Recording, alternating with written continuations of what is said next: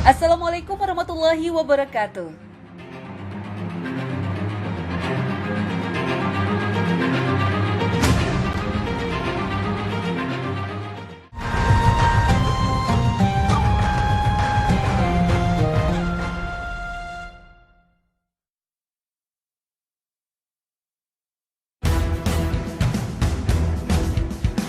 Pemirsa Hasanah, di masa depresi yang melanda Amerika pada tahun 30-an, Jerry Siegel mempunyai ide kreatif menciptakan seorang tokoh pahlawan anak-anak yang mempunyai kemampuan luar biasa.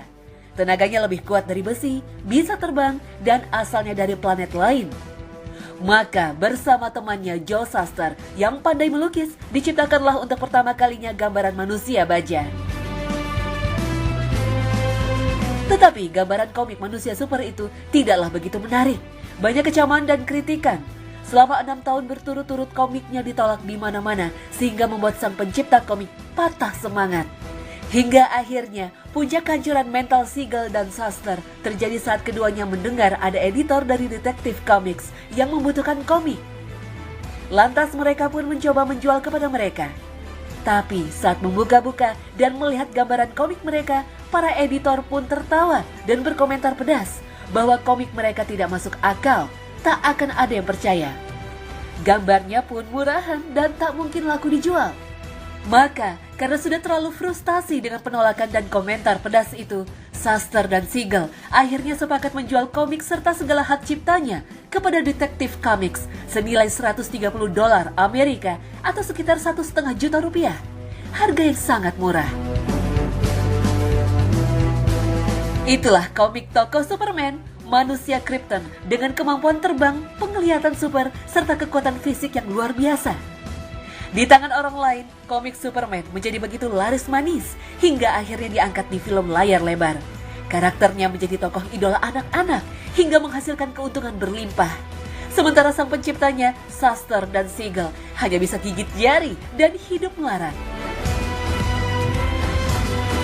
Lihatlah pengaruh kata-kata, lihatlah pengaruh sebuah ucapan. Karena ucapan tidak baik dan pedas serta menyakitkan, seorang pencipta komik terkenal tak bisa menikmati hasil jerih payahnya. Tapi semuanya justru dinikmati oleh orang lain. Lihatlah betapa kata-kata negatif pengaruhnya luar biasa. Sebuah penelitian mengungkapkan bahwa kalimat negatif memberikan efek besar terhadap otak.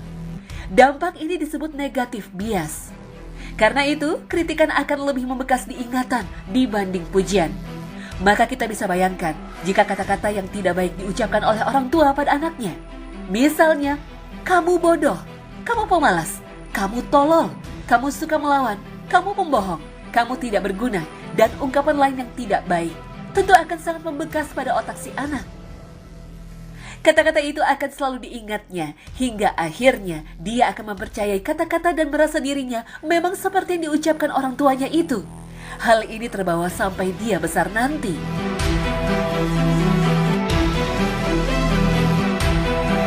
Itu sebabnya Rasul Muhammad SAW jauh-jauh hari telah mengingatkan akan bahaya dari ucapan jika tidak terkontrol.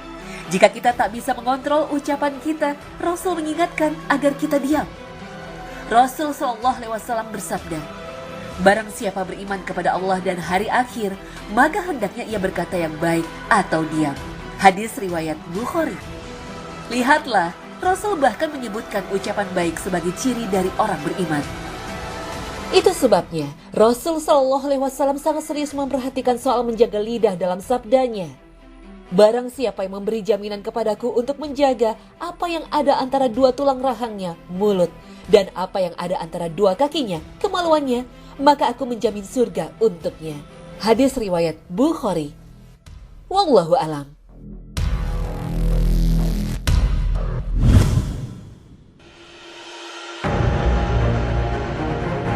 Pemirsa Hasanah, kelak di akhir zaman, Allah SWT mengirimkan angin lembut ke seluruh penjuru bumi. Maka seluruh orang mukmin di muka bumi meninggal dunia. Yang tersisa hanyalah manusia-manusia yang tak lagi mengenal kebaikan, apalagi agama. Rasulullah SAW mengabarkan dalam sabdanya, kemudian Allah melepaskan angin dingin yang berhembus dari Syam. Maka tidak ada seorang pun dari manusia yang beriman kecuali dicabut nyawanya sehingga yang tersisa hanya manusia jahat yang tidak memiliki